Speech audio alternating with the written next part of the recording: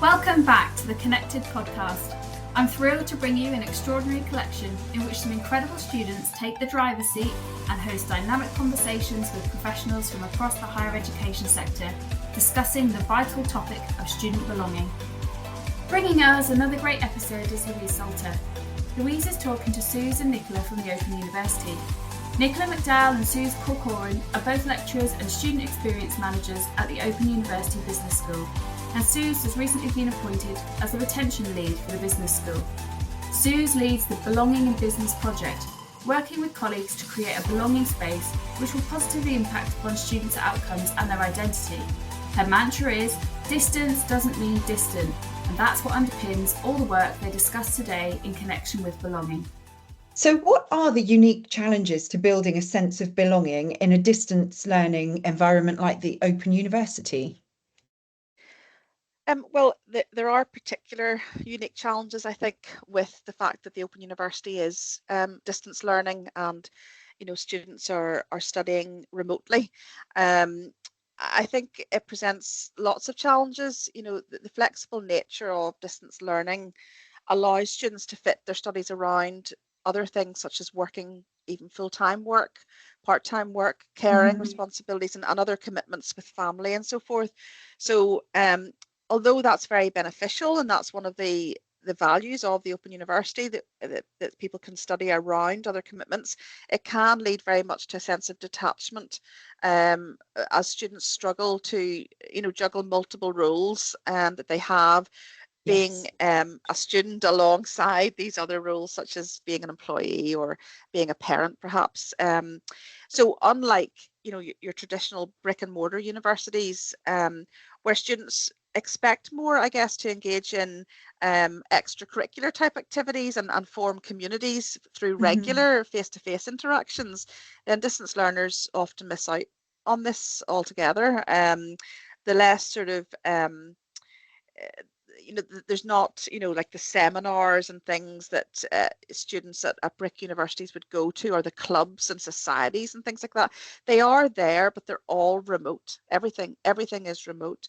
So it does mean they're not going to consistently interact with the same peers, making it harder to form, lasting connections and things. So I think it adds this layer of complexity really to fostering a cohesive community when you're working at a distance like that. Yeah, I can see that.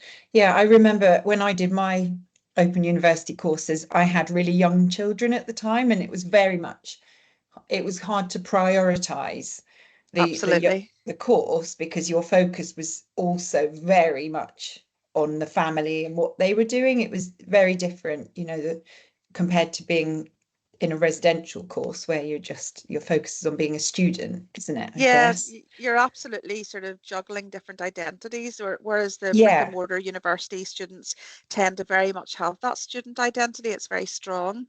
At the Open University, we don't have that as such, so we have to create a sense of belonging to the Open University. Okay. Suz, do you have anything you'd like to add to that to start with? No, I don't think so. I think Nicola's covered everything that we want to say. Okay, so moving on, why do you think a sense of belonging is important for students on a distance learning course? So I think this links back to what Nicola's just been saying and what you've just been saying. Our students, they come from diverse backgrounds. They have so many aspects, so many identities, and their academic identity is sort of almost at the bottom underneath all the other roles and identities that they've got. So we want to create a sense of belonging, that their academic identity is important, that it's of value to them, that it's something that they should cherish and nourish, and know that the support is there for them to do that, and that they are in a community of peers who are all in the same or similar situations. And so if you feel like you belong to something, then you're more likely to prioritize it. And if your academic identity then has that strength of being acknowledged and being supported, then you'll continue with your studies and you'll progress all the way through. And as education providers, that's all we want for our students, isn't it? To start their studies and to continue with them, and then to Yeah. get to the end point, achieve what they want to achieve. I think also as well, one of the points that Nicola alluded to was in a bricks and mortar university, you meet up with peers all the time. You can't really avoid them.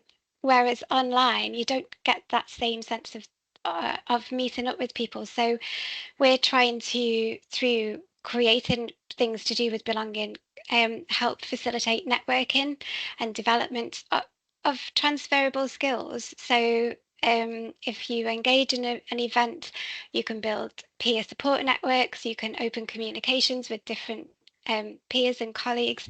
So you're getting like a more rounded and a more holistic educational experience, but it's not being foisted upon you. So it's not like you say, you need to do this task because it will give you the skill of whatever that task is providing you with. It's more organic than that, but it just helps give this more holistic, well-rounded approach. And that's what we're looking for, to enhance those skills and enhance their lifelong learning, really. Yeah. Yeah, and we Yes. don't want our students to miss out just because they're studying at a distance. Why should they miss out on, that community? Just because they're studying at a distance, we want to bring that community to them. Yeah, I guess as well, if it's a sort of vocational course or something, the people you meet could be people you work with later, or you could share information about jobs or interviews and things like that. So it's really valuable to make connections with people for those reasons as well. You've sort of got this shared experience, I suppose. Yeah, and away from the module in the curriculum that you're studying. So you could have connections with people that are not studying your qualification in the business school, but are in the business school. And you never know where those connections are going to take you or what Yeah. support that can be offered. So it's sort of wider than the qualification that you're studying, but not too wide that it's overwhelming and doesn't have as much strength to it. Okay, great. Can you give us a brief overview of the Student Success Summit? What is it and why was it created? So the Student Success Summit is a 2-day online event. It features a mixture of live sessions where students can attend live with people there at the same time, and some recorded sessions as well, and also a whole bunch of resources hosted on our Belonging website. It's specifically designed for our Open University Business School. So it is being created for all of the students, right from sort of access students up to postgraduate students who attend the Open University Business School. And it aims to address some of these unique challenges that we've been talking about of, fostering belonging in an online environment and creating that community. So, we know that students have their own little communities that they sort of set up themselves for study buddies and things like that. They have WhatsApp groups and things that they all use to try and give them that sense of community, but we want to bring the community to them. We want to bring the whole business school community to our students and have something that's there for them to engage with. So it's going to include sessions on various topics, such as, current thinking from our academics, such as things like sustainability or AI use in business. And it'll provide opportunities for the students to interact with a range of different people from all levels in the business school, right from the executive dean through to alumni, former students of the business school, and also our professional services, our student support teams, our careers teams. So we're bringing everybody together, our tutors, our teaching directors, everybody's going to be involved, and students will be able to connect with all of these people in this university community. So we're hoping that by bringing all the diverse elements of the university together, that it's going to create a really comprehensive and engaging experience that, will help support belonging for our student community and academic growth, I suppose, as well. Okay, brilliant. Suz, do you have anything else you'd like to add to that? Anything else? I suppose we started thinking about it because we offer networking events. And as staff, we get invited to networking days. We get invited to like fun days, just so that we can meet people because we all work remotely. That lots of other departments at the Open University have a similar thing, and we started thinking, well, if we're doing that for staff, which is a great thing, obviously, but if we're doing that for staff, why are we not doing it for students? But surely, as a business student, part of the thing that you're looking at is being involved with people and being curious about the world in which you want to enter into or progress in. So why don't we do something similar for students? And that's one of the things that got us around to thinking about this, and hopefully it will be a success. Of course it will. Brilliant. So what strategies would you like to implement to help students feel more connected? How do you address the disparities in belonging among different demographic groups within the student population? So these are two really good questions that there is no easy answer to, because different demographics will have different reasons for engaging or not engaging with various things that we would like students to engage with. And lots of students might come to the Open University because they like the fact that they can do it very much on their own if they want to. But other students want that level of support, want that level of belonging.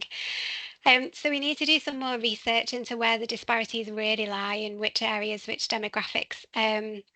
So we're going to conduct some further research into that. Our Success Summit, though, is designed to be completely inclusive in that we start in from access level all the way up to postgraduate level. So it's open to everybody. And we're hoping that when we can evaluate the demographics of the students who attended, that might give us some data that will help feed into future strategies. We're starting, we've created a belonging site, which is like a big umbrella site, and we're hoping to have smaller communities under that big umbrella. So that might be based on demographics, it might be based on shared experience, it might be based on study levels. We need to really focus, because a student isn't just going to fall into one of those groups, they might fall across all of them, and we don't want to stick any extra barriers in the way. But we want them to be able to find their tribe, as it were, and where they're comfortable, and people who are in the similar or same situations.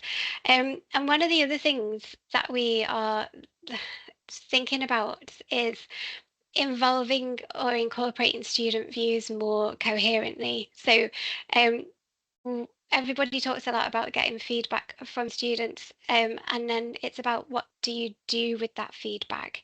And you can use feedback for a whole range of reasons, can't you? But for our focus, it will be, well, how can we feed that in to help create a sense of belonging in our business school? So whether that might be seeking out students who might become co-creators, either of new sites or module materials or an event, that sort of thing, but so that they can really be involved, so they can feel that they're part of something more than their individual module or their individual qualification. And I suppose one of the other things to mention is that we are looking to ensure diverse representation across the student summit in terms of presenters and resources, and not just having things that are England and Wales centric. And the OU is a 4-nation university, but we like to look beyond our 4 nations. So it's really important to us that we do that, and then that is also going to be looked into to see whether that links to disparities and belongings across those sorts of demographics. So it's a lot of research and it's a lot of work ahead, but hopefully we'll come out with some really interesting data that we can use. Brilliant. Okay, so what is a key takeaway or lesson you've learned so far from organising the summit? Well, we are still 2 months out from the summit event actually happening, so it's happening in early July. So we are, we still have more lessons to learn, I'm quite sure.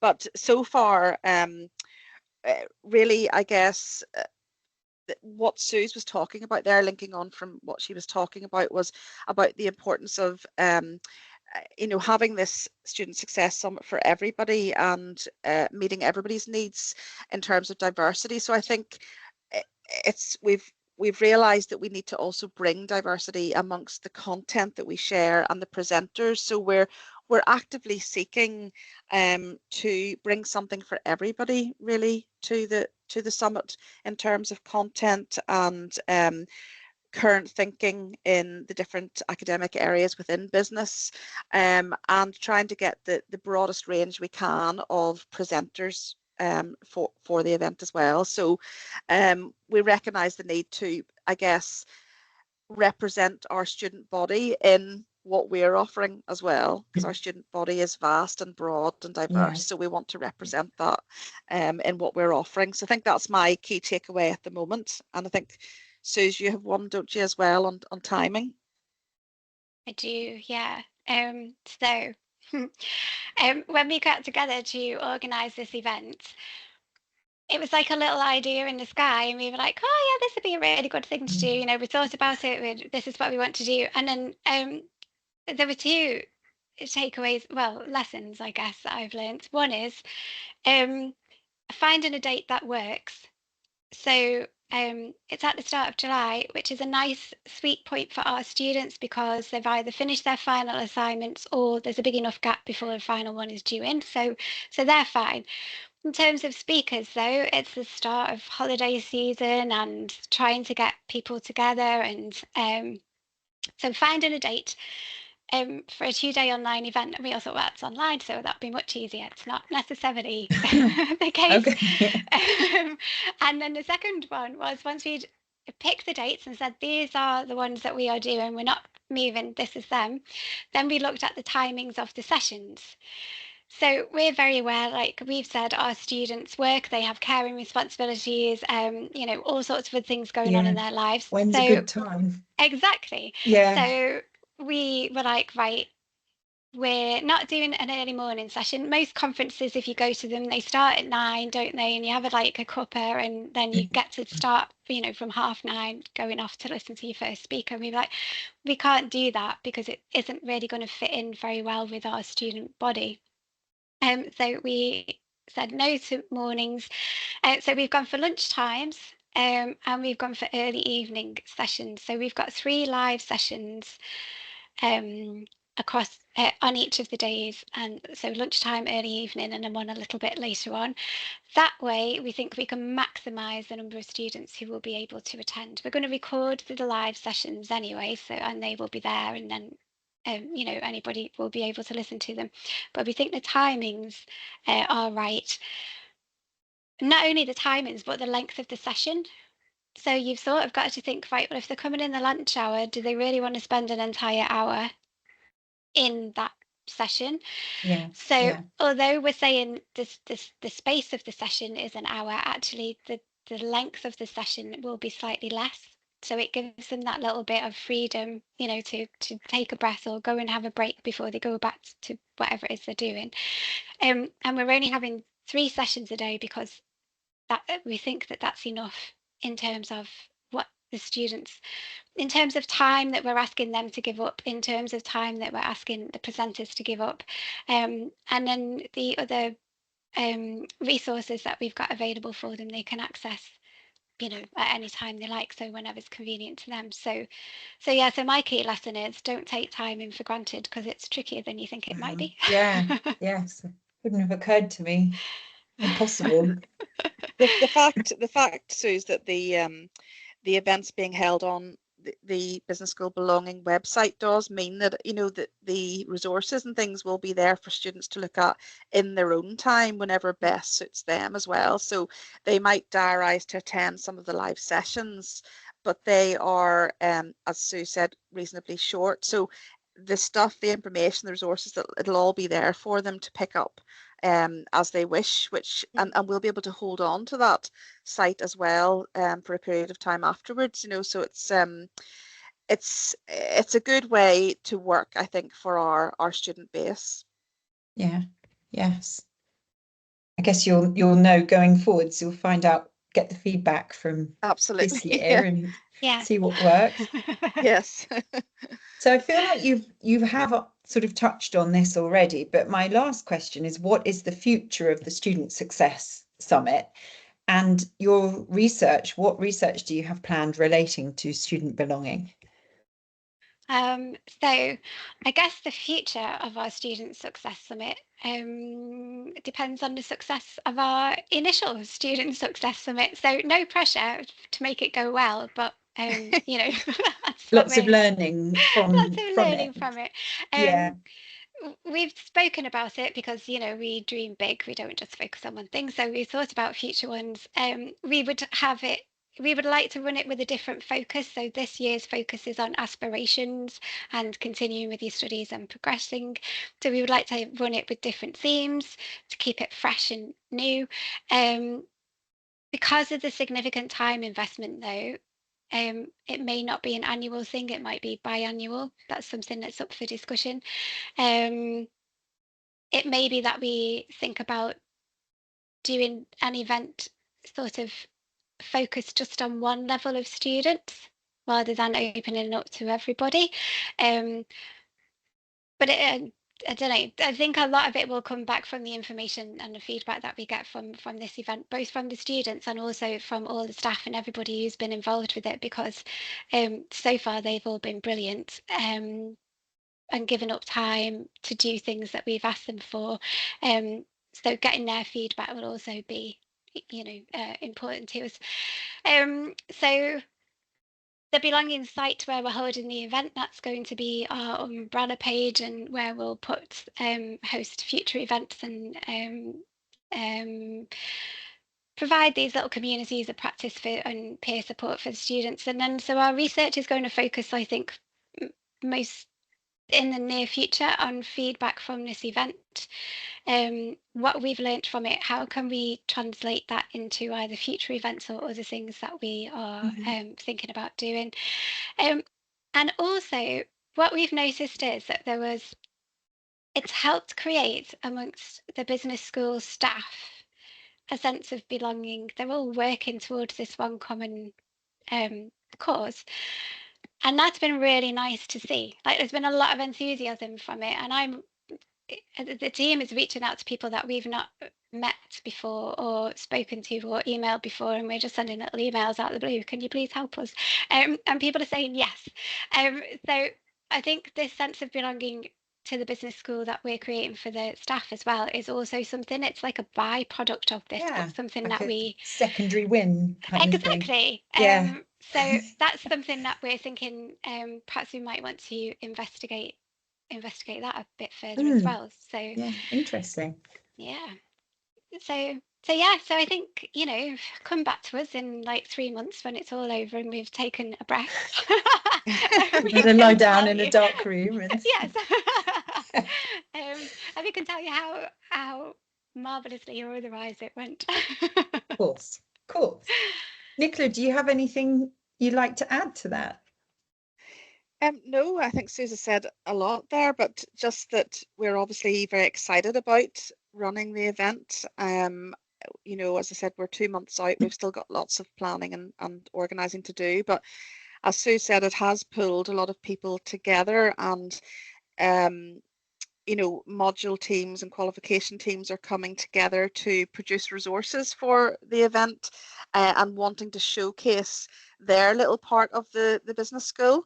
That's what we want. We want everybody to showcase what's on offer from their department or team or whatever, and for our students to feel like they know what's available and are a part of this university community. And, you know, I feel very positive that we will achieve that, and it's going to be something really, really good for our students that allows them to really benefit from the community that they're in and that academic identity that we want them to we want them to recognise themselves, that they have this academic identity, and being part of, you know, the Open University. So yeah, no, we're really excited, and we will do scholarship to see, you know, what has gone well, what could be improved, and how we can learn more going forward.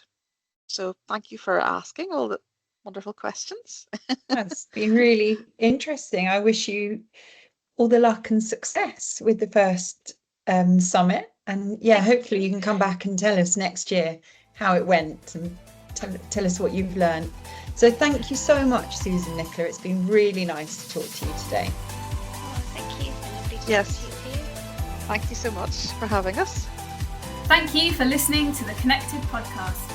If you enjoyed this episode, please check out the rest of our extraordinary Voices of Belonging collection and stay connected.